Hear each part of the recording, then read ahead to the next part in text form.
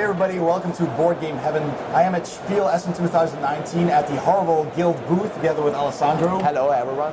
And Horrible Guild has brought several new games to Spiel this year, Alessandro. Yes. So what can you tell us about those? Well, let's start with The King's Dilemma, which is our big game for this year. It's a competitive, narrative legacy game. So it has a story with a campaign with a start and an end, with several possible endings. And it is a legacy game, so you will permanently change parts of the game as you play. All right. And it is competitive, which is a kind of new thing for this kind of game because they are usually cooperative. Yeah, exactly. And the setting is that players are leaders of the noble families, noble houses, leading the kingdom in place of the king. They are the members of the king's council. We have several families in the game. Each one is represented by a screen. When you choose a screen, it will be your screen for the whole campaign. The whole campaign. So you will write the name of your house in this space. Okay. Each house has achievements to achieve. Different achievements for each house. Yes, different achievements for each house with differing. For example, this family wants one of the resources, which is influence, to be the highest. Okay. So there will be a military family, let's say. All right. They also each one of them has narrative achievements. So you don't know what that means. For example, this is free the world from evil. You don't really know what that means, but general description. Yes, but during the game you may start to figure out what this achievement wants you to do. Okay. Really? So the game is a campaign game, as I said. But there is a winner, also a winner of each single game, of course. There is a board which has a track where the resources will move. And the resources will move because of the story cards. There are several envelopes in the game. Lots of envelopes. A lot, 75. Each one of them contains a story card that gives you an introduction to the main events of that envelope. And then several dilemma cards that when you open an envelope, you shuffle them and you put them beneath this tile. Okay. This creates the dilemma deck where you keep adding cards during the campaign. At each round, you draw one card. Each dilemma card tells you a problem that the kingdom is facing. For example, in this one, there is a pagan cult that is spreading. The church is worried that they may be heretic, but the, let's say, cultural leader of the council, the responsible for all knowledge, scholars and that, says that cultural diversity is good, so we should let them be, basically. If we say, and the church is asking to institute a tribunal to verify if they are heretics or not. If we say yes, we have to spend money to create this new tribunal, but our influence will go up. If we say no, there will be a beneficial effect on knowledge that will increase. So at this point, players who remember that they have differing interests, so some may be interested in exactly. So there are several voting rounds with a few mechanics that make this work. So you get a stronger vote. Yes, you can invest power, and then I say free power on yes, you say no, free on no. There's the bidding as well. Yes, players try. Each faction tries to outbid the other. At one point, there will be an end to the vote. And one side will be winning. If yes wins, for example, in this case, you knew that influence would go up and richness would go down, but you flip the card in this direction, you read this part of the story, and then you discover how much that is. How much the damage is. Plus 2 influence, minus 1 richness. You move the tracks. You move the tokens on the track, and some cards also have you open new envelopes, so new events happen, and your deck increases, and you will have more events to play. Of course, in many times, for example, if we create this tribunal, we open D5, envelope D5, but if we don't, we open envelope D2, And you and get a we will different never story. see D5, and the story goes in a different Yeah, direction. yeah, exactly. So, So you can actually play through the campaign multiple times and have different yes, things happen. yes, of course. Yeah. You win to score campaign points.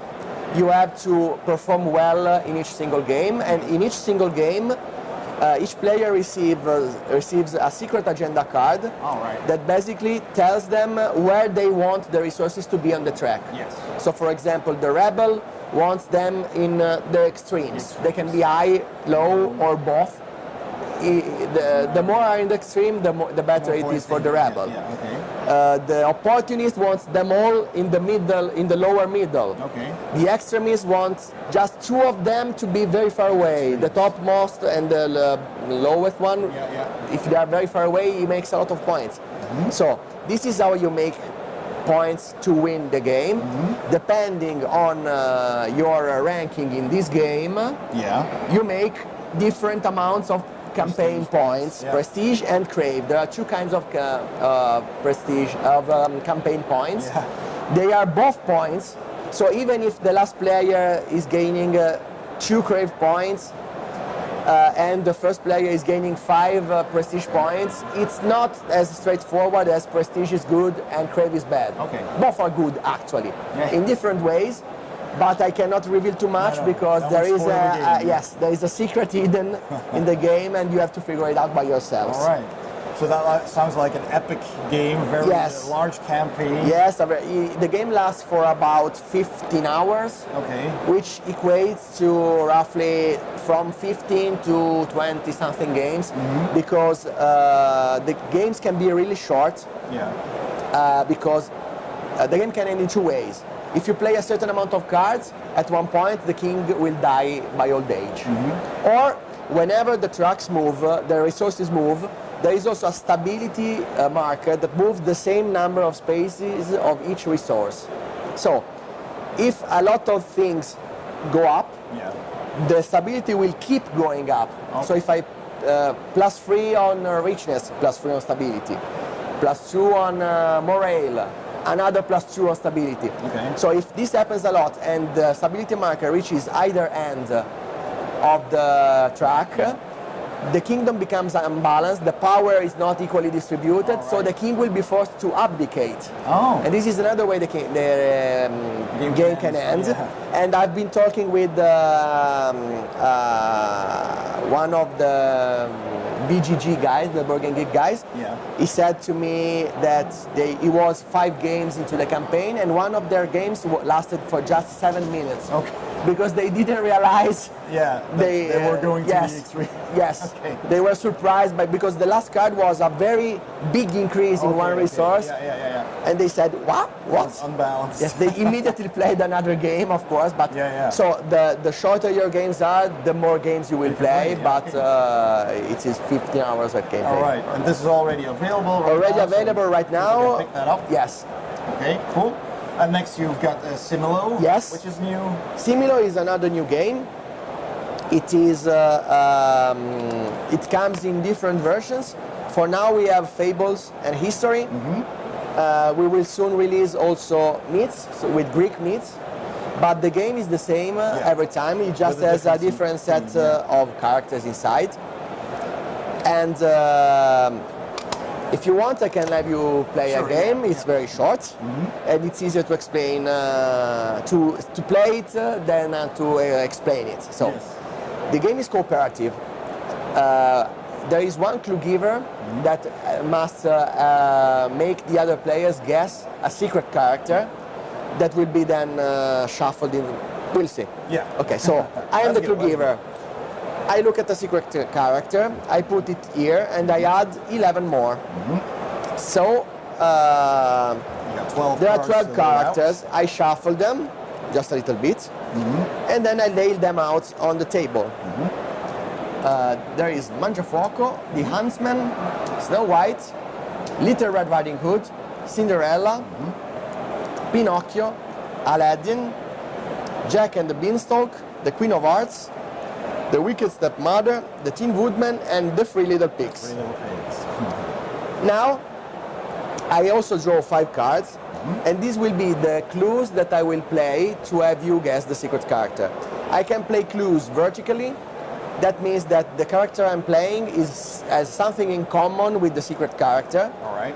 It may be age, gender, color of their hair, what they're wearing, the color of the background, the color of their eyes, anything. Okay. You will have to figure it out. Yeah. If I play it horizontally instead, it means that this character I am giving you as a clue is different for something from the secret All character. right. So it's not in common. Yeah. And then at the end of after each clue, you will have to remove cards. Yeah. 1 card is the first round, 2 cards the second round, and so on and so on. The number of characters increases, and the game becomes more and more difficult. Until 1 is left, and then we see if we've won or not. Yes, the goal is to leave only the secret character at the end. Yeah. So Okay. let's start. And I say that the secret character is different from Captain Hook. Okay. So Captain Hook, I'm reasoning, is a man. He's an evil man. He's a bit of a nobility air around him. So let's see. So we got a couple of men here. We got Mangiafuoco.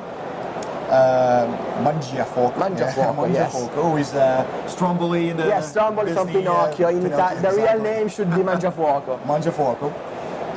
And we got the huntsman, who's also, he's actually a good guy because he helps. Yes. In the end, he helps. Let's see. So I'm gonna go with him. Okay. Hoping that. Yeah, it's okay. All right. So he's out. So now I draw another card. I give you another clue. Yeah. And you will have to remove 2 cards now. Okay. So I say that the new clue is that the secret character is different also from the Sea Witch. The Sea Witch. From the Little Mermaid. Yes. All right. So the Sea Witch is an evil female antagonist.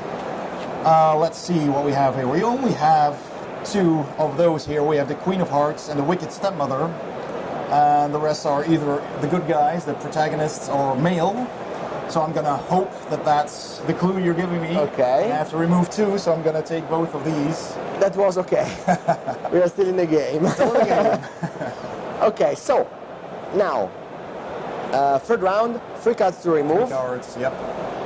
I say that the secret character is similar to Cheshire Cat. The Cheshire Cat from Alice in Wonderland. So that could mean 2 things. The Cheshire Cat is an animal, so that would mean that maybe the 3 little pigs need to stay in. Or anything to do with Alice. I don't think we have anything left to do with Alice. No. Boy, so that's going to be a difficult one. But the Cheshire Cat is also not human, and we do have Pinocchio and the Tin Woodman, who are also not human. At least not yet. Not yet, in the case of Pinocchio, exactly. yes. So I'm going to leave those in play. So that means I have to remove 3 others. Ooh, it's a difficult one. I'm going to remove some of the ladies. So, okay. Because I think the Cheshire Cat is a male, is a tomcat. So I'm going to remove Snow White, Little Red Riding Hood, and Cinderella. Okay. And hope that we're still in the game. Still good. Still in the game. Okay, now this is the more difficult round of the game because now 4 cards need to be removed. Yeah. And I say that the secret character is similar to the Big Bad Wolf. The Big Bad Wolf.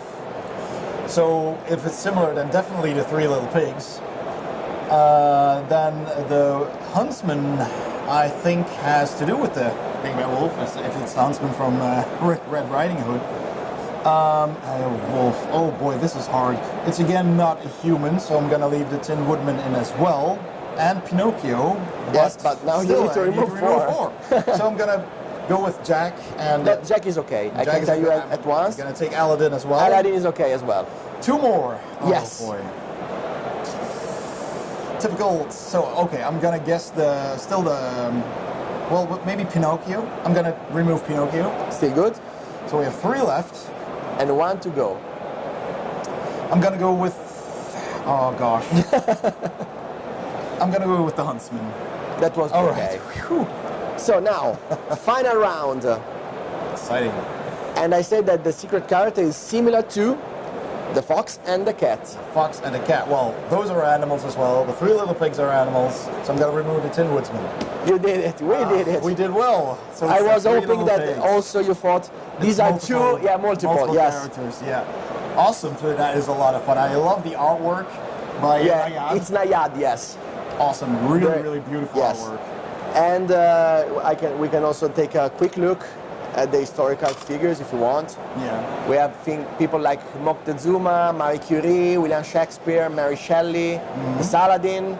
Queen Elizabeth. I don't know, Princess Sissi, or how I like to yeah. call her Princess Leia, because Yeah, she kind of looks like. she kind of looks like Princess Leia, yes. Napoleon Bonaparte, Yeah. you get the Historical idea. figures. Yeah. Lincoln, which is Oh yeah. gorgeous, I everyone think. can- Yeah. So and then upcoming is the myth. Upcoming is the myth with greatness. Zeus, Medusa, Okay, Achilles, Hercules. Yeah. And I understand you can also use sets together. Yes. And use one set for the cards to guess from. Exactly. And the other set as the clues. So you have historical figures here, and I'm giving you clues with fable with fables, characters. Exactly. For example. Yeah. Yes, That it's sounds more like a lot of difficult, fun. but it's quite Yeah, interesting I really and fun. enjoyed this. That was a lot of fun. Thank you very much. Okay, then I can also show you some of the so let's do a prototypes quick we have. overview of the two Yes, newest or upcoming games. upcoming. It's yes.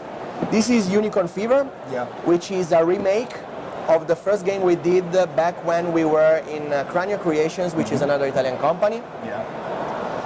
which was founded by Lorenzo Silva, who founded Horrible Games, which now became Horrible Guild after he left Cranio in 2014. Okay. And he did this game together with the other founder of Cranio Creations, Lorenzo Tucci Sorrentino.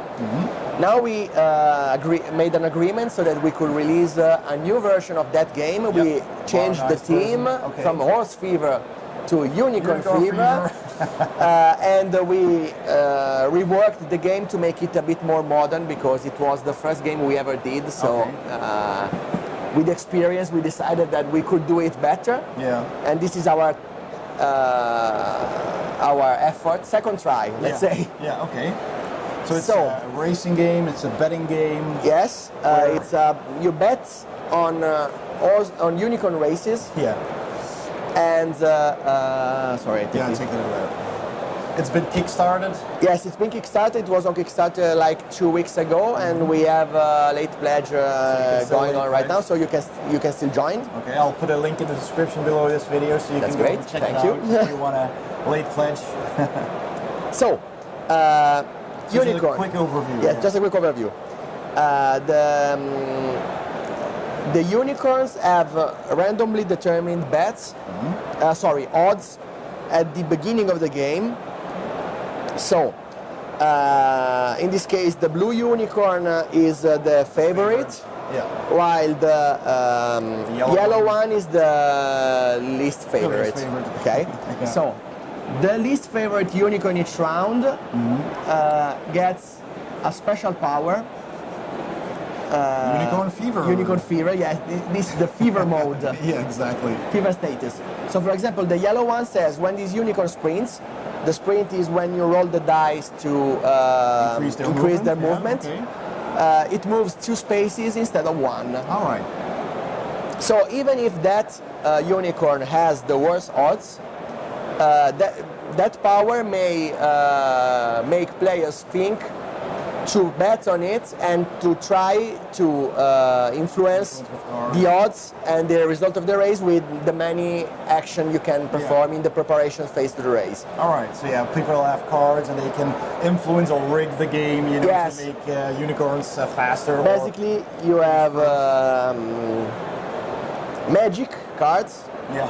that you can play. We have good magic, white magic, and bad magic. Yeah. One of the actions allows you to play these magic cards face down on the unicorn, so the other players don't know what's going on. Okay. They can try to deduce it, but Yeah. it will only be revealed when cards are revealed. Good magic makes the unicorns go faster. For example, if with the mega horn, if this unicorn is tied after the finish line, he wins the ties because with the long unicorn, yes. Yeah, finished first. Or sticky floor. The first time this unicorn sprints, so again a power on the dice, its movement is reduced by 1. Yeah. Then you discard this card. So Okay. it's like he ended up in a magically placed sticky puddle. Yeah. And for 1 round he gets slowed down. Exactly. So you can play these cards to manipulate the odds. Yeah. There are several other actions you can perform. You can of course place bets. If you place win bets, you make more points, but the unicorn needs to win. Exactly. If that happens, you also get rewarded money increasingly as the lower the odds were. Yeah, So yeah, exactly. this has the purple unicorn has ×5 money. Yeah. So if you place 5 on him and he wins, you get back 25. Exactly. You can also place a show bet. In that case, you are okay if the unicorn shows on the podium, so that means first, second, or third place. But you only double the amount of money you bet, and you gain less points. Yeah. It's a less risky bet, but it's also less rewarding. Exactly. Yeah. The other interesting aspect of the game is that when the race starts, the game basically plays by itself with an artificial intelligence mechanism, which is tied to the odds of the unicorns. So there is this movement deck.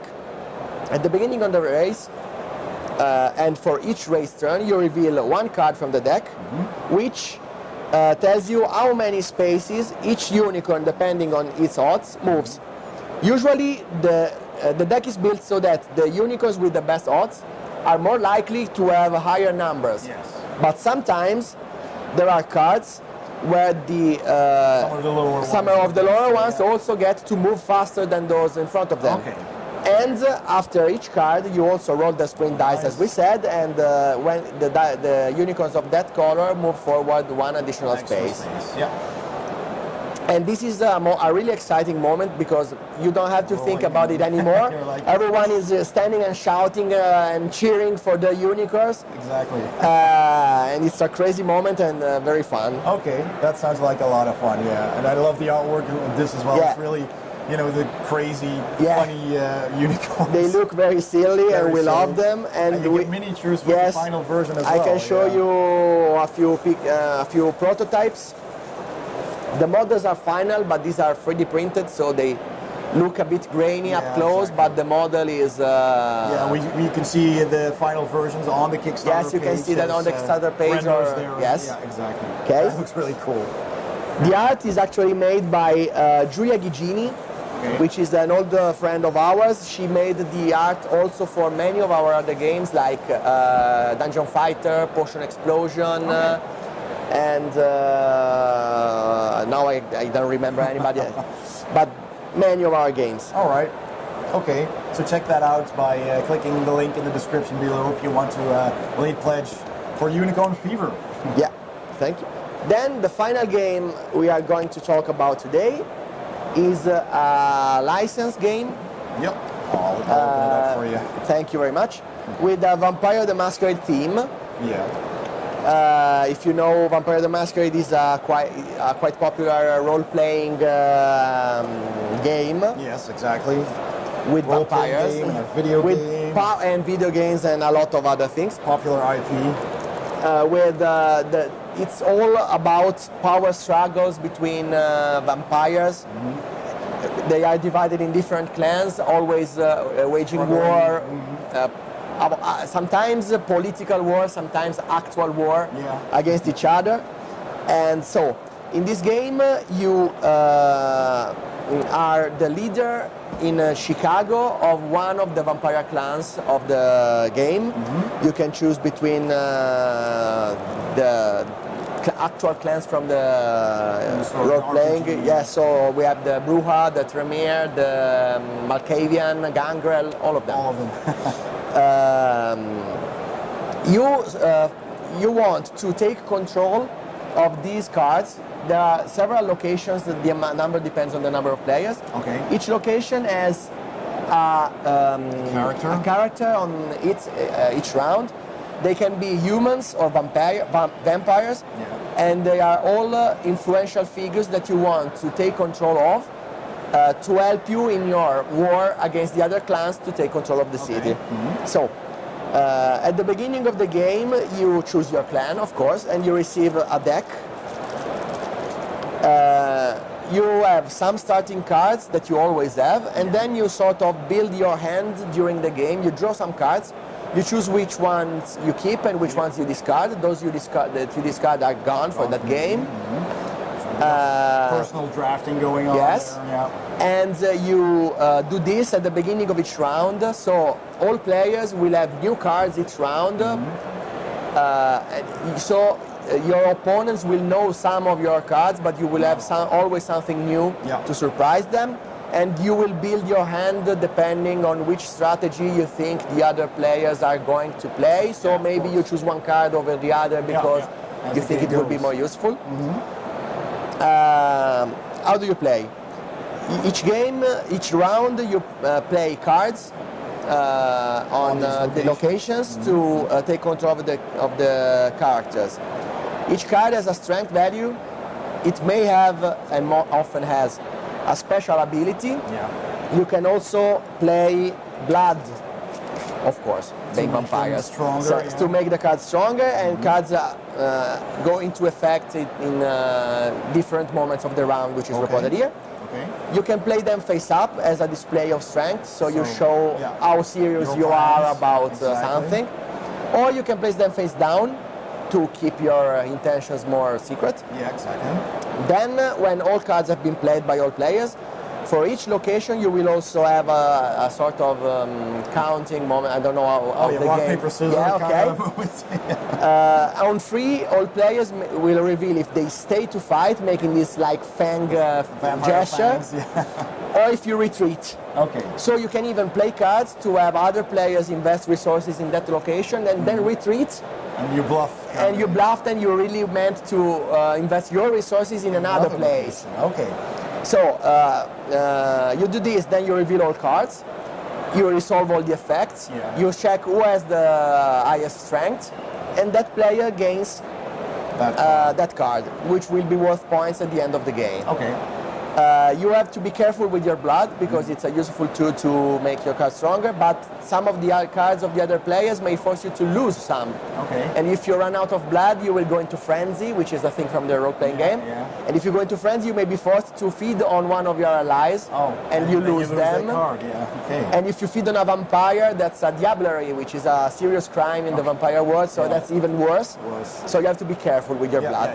But you resolve each location, and then you play several rounds. At the end of the 3rd round, I think, the game is over, and the player with the most influence points wins. So if you want to be kept in the loop about Vendetta, subscribe to your newspaper. We have a newsletter on our website, and you can subscribe to it. We don't send a lot of stuff, we promise. So only useful information. All the cool stuff. Exactly. And that's it. Then people will know when it's available for purchase. The game will be available. We don't have a precise date in mind yet, but it will be next year. Probably more in the second half. And but 2020. Well, that's been very interesting and very informative, Alessandro. Thank you very much for your time and your explanation. Thank you. And thank you for watching. If you enjoyed this video, please give it a thumbs up. Don't forget to subscribe and hit that bell icon for notifications whenever I upload a new video. Thanks for watching, and I'll see you next time on Board Game Heaven. Thank you. Bye.